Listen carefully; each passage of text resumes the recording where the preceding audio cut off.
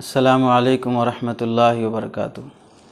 ایک دوست نے سوال کیا تھا کہ حضرت معاویہ رضی اللہ تعالیٰ عنہ کے متعلق ہمیں کیا عقیدہ رکھنا چاہیے۔ دیکھیے، اس زمانے میں جو سیاسی اختلافات ہو رہے ہیں، ہم ان اختلافات کو صحابہ کے زمانے میں ہوئے سیاسی اختلافات پر ہرگز قیاس نہیں کر سکتے۔ ان کا اختلاف اور ان کا سیاسی منظر بالکل پاکیزہ اور بالکل خلوص والے جذبے پر مشتمل تھا۔ آج لوگ صحابہ کی خلافت اور صحابہ کی سیاست کو سمجھنے میں، موجودہ زمانے کی سیاست کے پس منظر میں سمجھنے کی وجہ سے صحابہ کی شان میں ایسے خیالات پیدا ہوتے ہیں، جبکہ حضرت معاویہ رضی اللہ تعالیٰ عنہ اللہ کے نبی صلی اللہ علیہ وسلم کے نسبتی برادر ہوتے ہیں۔ حضرت معاویہ رضی اللہ تعالیٰ عنہ کی بہن ام حبیبہ رضی اللہ تعالیٰ عنہ اللہ کے نبی صلی اللہ علیہ وسلم کے زوجیت میں ہیں اور آپ صلی اللہ علیہ وسلم سے رشتہ ہے، اور اللہ کے نبی صلی اللہ علیہ وسلم نے مختلف موقعوں پر حضرت معاویہ رضی اللہ تعالیٰ عنہ کو دعائیں دی ہیں۔ ایک حدیث میں اللہ کے نبی صلی اللہ علیہ وسلم نے حضرت معاویہ رضی اللہ تعالیٰ عنہ کے متعلق فرمایا، اللہم اجعلہ ہادیا مہدیا واہدی بہ، ترمذی شریف کی روایت ہے، اے اللہ معاویہ کو ہدایت دینے والا اور ہدایت پانے والا بنا دیجیے اور اس کے ذریعے لوگوں کو ہدایت عطا فرمائی۔ کتابت وحی کا بڑا عمل اللہ کے نبی صلی اللہ علیہ وسلم کے زمانے میں نازل ہونے والی وحی، قرآن مجید لکھے جانے والے صحابہ میں کاتبین وحی میں حضرت معاویہ رضی اللہ تعالیٰ عنہ بھی پیش تھے، اور کاتبین وحی کا بہت بڑا مقام ہوتا ہے۔ اور ایسے ایک روایت میں ہے، اللہ کے نبی صلی اللہ علیہ وسلم نے حضرت معاویہ رضی اللہ تعالیٰ عنہ سے متعلق فرمایا، اللہم علم معاویۃ الکتاب والحساب وقہ العذاب، اے اللہ معاویہ کو قرآن مجید اور حساب کا علم عطا فرما اور ان کو جہنم کے عذاب سے بچا۔ اور ایسے ہی ایک موقع سے اللہ کے نبی صلی اللہ علیہ وسلم نے فرمایا، اللہم علمہ الکتاب والحساب ومکن لہ فی البلاد، اللہ معاویہ کو قرآن کا علم دے، حساب کا علم دے، اور معاویہ کو شہروں میں ان کو قوت عطا فرما، یعنی ان کو سلطنت اور بادشاہت جب بھی جیسے بھی نصیب ہو تو انہیں شہروں میں قوت عطا فرما۔ اور اللہ کے نبی نے انہیں ملنے والی سلطنت اور خلافت کی طرف بھی اشارہ فرمایا تھا۔ ایک موقع سے ایسا بھی نقل کیا گیا ہے احادیث میں کہ جب حضرت معاویہ رضی اللہ تعالیٰ نبی کے پیچھے بیٹھے تھے سواری پر، تو پوچھا آپ صلی اللہ علیہ وسلم نے، یا معاویہ ما یلینی منکا، تمہارے جسم کا کون سا حصہ میرے جسم سے لگ رہا ہے؟ تو حضرت معاویہ نے فرمایا، بطنی، میرا پیٹ اور سینہ آپ کے جسم سے لگ رہا ہے۔ تو آپ صلی اللہ علیہ وسلم نے فرمایا، اللہم املاہ علما وحلما، اے اللہ ان کے پیٹ کو اور سینے کو علم اور حلم سے بھر دے۔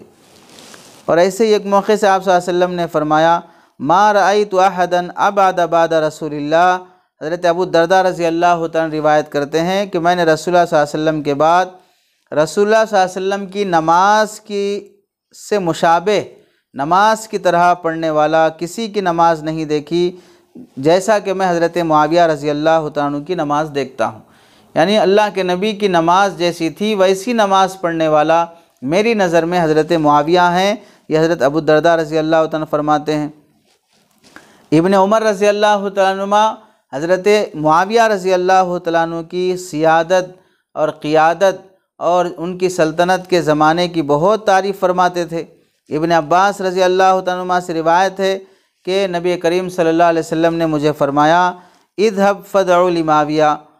کہ جاؤ معاویہ کو بلا کر لاؤ۔ حضرت معاویہ رضی اللہ تعالیٰ نبی پاک صلی اللہ علیہ وسلم کے کاتب تھے۔ میں گیا اور حضرت معاویہ کے پاس آیا اور میں نے کہا کہ اللہ کے نبی صلی اللہ علیہ وسلم کے پاس جائیے، انہیں آپ کی ضرورت ہے۔ اور حضرت ابن عباس رضی اللہ تعالیٰ سے ہی منقول ہے کہ اللہ کے نبی صلی اللہ علیہ وسلم کان یکتب بین یدی النبی صلی اللہ علیہ وسلم، ابن عمر رضی اللہ تعالیٰ فرماتے ہیں آپ صلی اللہ علیہ وسلم کے سامنے بیٹھ کر وحی لکھا کرتے تھے۔ تو آپ سے حضرت معاویہ رضی اللہ تعالیٰ کی بہت سی فضیلتیں احادیث میں آئی ہیں۔ اللہ کے نبی صلی اللہ علیہ وسلم نے حضرت معاویہ کو بہت دعائیں دی ہیں، صحابہ میں جلیل القدر صحابی شمار ہوتے ہیں، اور صحابہ کی نظر میں جیسے کہ ابھی آیا حضرت عمر رضی اللہ تعالیٰ عنہ فرمایا کرتے تھے تم قیصر اور کسریٰ اور ان کی سیاست کی تعریف کرتے ہو، حالانکہ تمہارے درمیان میں معاویہ موجود ہیں۔ یعنی سیاسی شعور اور سیاسی سمجھ کے اعتبار سے قیصر اور کسریٰ کی سیاست بھی کوئی حیثیت نہیں رکھتی ہے جتنی سیاسی صلاحیت حضرت معاویہ رضی اللہ تعالیٰ عنہ میں ہے۔ حضرت عمر خوب تعریف کیا کرتے تھے۔ حضرت عمر رضی اللہ تعالیٰ عنہ کے بعد حضرت عثمان رضی اللہ تعالیٰ عنہ کا دور آیا، تو حضرت عثمان رضی اللہ تعالیٰ عنہ سیاسی امور میں حضرت معاویہ رضی اللہ تعالیٰ عنہ سے مشورہ لیا کرتے تھے، اور حضرت عثمان رضی اللہ تعالیٰ عنہ کی شہادت کے بعد حضرت علی کرم اللہ وجہ کے ہاتھ پر مسلمانوں کی ایک جماعت نے بیعت کر لی، حضرت علی رضی اللہ تعالیٰ عنہ خلیفہ رابع ہوئے، تو حضرت معاویہ کے درمیان اور حضرت عثمان رضی اللہ تعالیٰ عنہ کے قاتلین کے قصاص کے بدلے میں، یعنی حضرت عثمان رضی اللہ تعالیٰ عنہ کے قاتلین کا قصاص اور ان کو قتل کیے جانے کے سلسلے میں حضرت علی رضی اللہ تعالیٰ عنہ سے کچھ گفتگو ہوئی، جس کی وجہ سے حضرت معاویہ رضی اللہ تعالیٰ عنہ نے حضرت علی کے ہاتھ پر بیعت نہیں کیا۔ حضرت علی رضی اللہ تعالیٰ عنہ حضرت معاویہ رضی اللہ تعالیٰ عنہ کے متعلق فرماتے ہیں کہ تم حضرت معاویہ کے سیاست کو ناپسند مت کرو، اگر وہ چلے جائیں گے اور ان کی سلطنت اور خلافت ختم ہو جائے گی تو پھر تم لوگ ایسے کٹ کٹ کر گرو گے جیسے حنظل کا پھل اپنے درخت سے کٹ کے گرتا ہے۔ اور حضرت ابن عباس رضی اللہ تعالیٰ عنہ فرماتے ہیں کہ حضرت معاویہ کی جب ان کے سامنے شکایت کی گئی تو آپ رضی اللہ تعالیٰ نے فرمایا انہو فقیہ، حضرت معاویہ رضی اللہ تعالیٰ عنہ بہت بڑے فقیہ ہیں، مسائل میں بہت مہارت ہے، اور آپ صلی اللہ علیہ وسلم کے صحابی ہیں، ایک طویل عرصہ حضور صلی اللہ علیہ وسلم کی صحبت انہوں نے پائی ہے۔ اور ایسے ہی بہت سی روایت میں جیسے حضرت ابن عباس کا یہ بھی قول منقول ہے ما رأیت اخلق للملک من معاویہ، کہ بادشاہت اور سلطنت کے لیے للملکی، بادشاہت اور سلطنت کا زیادہ حقدار میں معاویہ کے علاوہ کسی اور کو نہیں پاتا ہوں۔ مختلف صحابہ نے مختلف موقعوں پر حضرت معاویہ رضی اللہ تعالیٰ عنہ کا بہت احترام کیا اور بہت تعظیم کے جملے ان کے شان میں کہے ہیں۔ خود حضرت علی رضی اللہ تعالیٰ عنہ سے منقول ہے کہ حضرت علی رضی اللہ تعالیٰ عنہ فرمایا کرتے تھے قتلایا و قتلا معاویہ فی الجنہ، میرے لشکر کے مقتول اور حضرت معاویہ کے لشکر کے مقتول دونوں جنتی ہیں، یعنی وہ ادھر جو قتل ہوئے اور ادھر جو قتل ہوئے دونوں جنتی ہیں۔ معاویہ کو برا بھلا نہ کہو۔ حضرت معاویہ رضی اللہ تعالیٰ عنہ کے متعلق ہمیں یہ اعتقاد رکھنا چاہیے کہ وہ صحابی رسول ہیں اور بڑے درجے کے جلیل القدر صحابہ میں سے ہیں۔ آپ صلی اللہ علیہ وسلم نے فرمایا لا تسبوا اصحابی، میرے صحابہ کو برا بھلا نہ کہو۔ ہر صحابی کی تعظیم ہمارے ذمہ ضروری ہے۔ حضرت علی رضی اللہ تعالیٰ عنہ کا بھی احترام واجب ہے، حضرت معاویہ رضی اللہ تعالیٰ عنہ کا بھی احترام واجب ہے، اور ایسے ہی اور حضرت حسنین کا بھی احترام واجب ہے۔ تمام صحابہ ہماری آنکھوں کے تارے ہیں، سر کے تاج ہیں، ہم ان کے گھوڑوں کے پیروں کی دھول کے برابر بھی نہیں ہو سکتے ہیں۔ کسی صحابی کی شان میں کوئی گستاخانہ جملہ کہنا جائز نہیں ہے۔ اگر کسی صحابی سے کوئی اجتہادی غلطی ہوئی ہے، کوئی سیاسی غلطی ہوئی ہے، تو ان کی وہ اجتہادی خطا اور چوک شمار ہوگی، اس کی وجہ سے ہم انہیں کچھ بھی ان کی شان میں زبان درازی کرنے کے اہل نہیں ہیں۔ اگر ہم اس زمانے میں ہوتے تو پتہ نہیں ہمارا کیا مقام، کیا حیثیت ہوتی، کہیں ہم ان کے خلاف جا کر جہنم کے مستحق نہ بن جاتے، دشمنان اسلام اور دشمنان صحابہ میں شمار نہ ہو جاتے۔ اللہ نے اس زمانے سے اور اختلافی دور سے ہمیں بچایا۔ آج ہمیں اس زمانے میں اپنی زبانوں کو بچانا چاہیے ان کی شان میں غلط جملے استعمال کرنے سے۔ حضرت معاویہ رضی اللہ تعالیٰ عنہ نے یزید کو کیوں خلیفہ بنایا جبکہ وہ فاسق تھا، فاجر تھا، یہ بھی سوال کیا گیا۔ تو یاد رکھیں حضرت معاویہ رضی اللہ تعالیٰ عنہ جب خلیفہ بنے، حضرت علی رضی اللہ تعالیٰ عنہ کی وفات کے بعد ملک شام کی سلطنت جب حضرت معاویہ رضی اللہ تعالیٰ عنہ کی باغ دوڑ ان کے ہاتھ میں آئی تو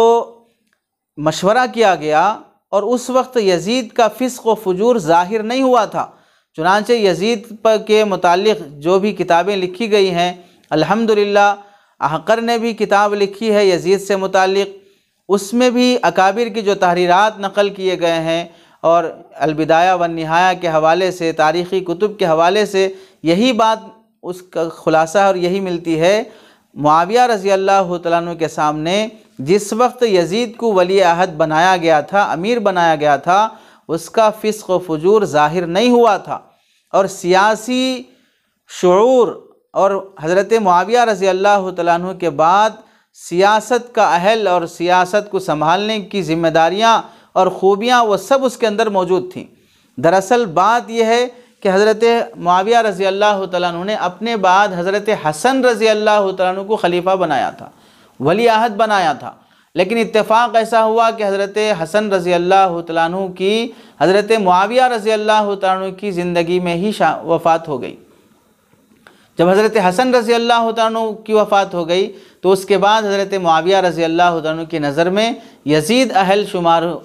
اہلیت اس کی ظاہر ہوئی کہ وہ سیاست کو سنبھال سکتا ہے، سلطنت کو سنبھال سکتا ہے، تو آپ رضی اللہ تعالیٰ عنہ نے اسے ولی عہد بنایا۔ اب جب ولی عہد بنا دیے اور اس کے بعد آپ دنیا سے تشریف لے گئے، یہ جب خلیفہ بنا اور امیر بنا، اس کے بعد اس کا فسق و فجور اور اس کی مکاریاں ظاہر ہونا شروع بھی ہیں، تو ظاہر سی بات ہے جب ہم کسی کو عہدہ دے رہے ہوں اس وقت اس کے غلطیاں دکھ کر نہ آئیں اور اس کی اہلیت سامنے ظاہر ہوتی ہو، بعد میں اس کے گناہ اور اس کا فسق و فجور ظاہر ہوتا ہو، اس کے ہم ذمہ دار نہیں ہوتے ہیں۔ بعد میں اگر کوئی شرارت کرتا ہے تو ایسے ہی یزید کا فسق و فجور جب ظاہر ہوا، اس کی وجہ سے حضرت معاویہ رضی اللہ تعالیٰ عنہ کی شان میں کوئی بھی گستاخی یا بے ادبی کا جملہ کہنا بالکل مناسب نہیں ہے، گناہ کی بات ہے، احتیاط کرنا چاہیے۔ اور گزرے ہوئے 1300 سال کے واقعات اور اس زمانے کے اختلافات اور اس زمانے کا صحیح تجزیہ اور تبصرہ اس زمانے میں اگر ہم کرنے کے لیے بیٹھیں تو کس نتیجے پہ پہنچیں گے، اس سے کیا نتیجہ ملے گا؟ یعنی اس کا ہم تبصرہ کریں یا اس کا تذکرہ کریں تو اس کا رزلٹ کیا ملنے والا ہے، کیا فائدہ ہوگا؟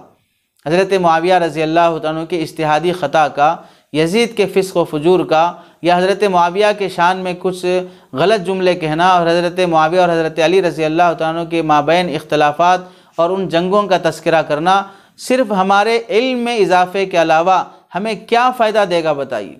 کہیں ایسا نہ ہو کہ ہم کسی صحابی کے متعلق بدگمان ہو جائیں، یہ ہمارے ایمان کے خطرے کی بات بن جائے گی۔ کسی صحابی کے شان میں ہم گستاخی اور بے ادبی کے جملے کہنے لگ گئے تو ہمارے ایمان اور ہماری آخرت کی بربادی کا ذریعہ بن جائے گا۔ تو ایسی باتوں کے تذکرے سے ہمیں کیا حاصل ہوگا؟ اس واسطے اعتدال کی بات یہی ہے اور جمہور امت کا یہی نظریہ ہے اور یہی عقیدہ ہے۔ حضرت معاویہ رضی اللہ تعالیٰ عنہ سے، حضرت علی رضی اللہ تعالیٰ عنہ سے جو بھی سیاسی اختلاف ہوا اس زمانے میں، وہ حضرت معاویہ رضی اللہ تعالیٰ عنہ کی اجتہادی خطا تھی۔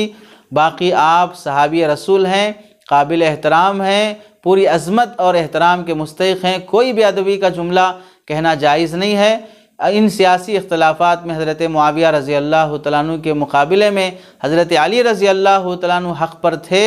ہم جمہور امت اس کا عقیدہ رکھتے ہیں۔ باقی یزید کے فسق و فجور کی ذمہ داری حضرت معاویہ رضی اللہ تعالیٰ عنہ پر نہیں آتی ہے، آپ کو اس کا علم ہی نہیں تھا کہ وہ آگے چل کر ایک فاسق اور فاجر حکمران بنے گا۔ اس واسطے ہمیں اپنی زبانوں کو اور اپنے خیالات کو صحابہ سے متعلق، تمام صحابہ سے متعلق اور حضرت معاویہ رضی اللہ تعالیٰ عنہ سے متعلق بھی بالکل پاک رکھنا چاہیے۔ اللہ تعالیٰ سے دعا ہے کہ اللہ تعالیٰ ہمارے ایمان کی حفاظت فرمائے اور صحابہ کا پورا احترام ہم سب کو نصیب فرمائے۔ ہر صحابی کی عظمت اور قدر ہمارے دلوں میں 100% اللہ تعالیٰ عطا فرمائے۔